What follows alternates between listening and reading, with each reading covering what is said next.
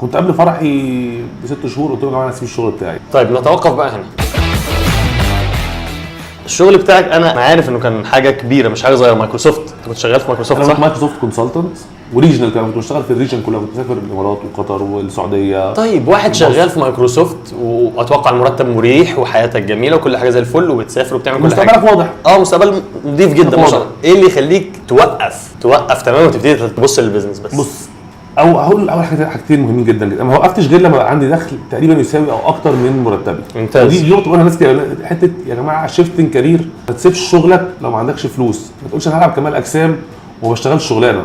لازم يكون عندك مصدر دخل، لان اي حاجه في الدنيا محتاجه فلوس. احسنت. عشان تعمل كمال اجسام محتاج فلوس. فلو انت بتشتغل في شركه وبتعمل كمال اجسام، خليك في الشركه لحد لما كمال اجسام دخلك فلوس.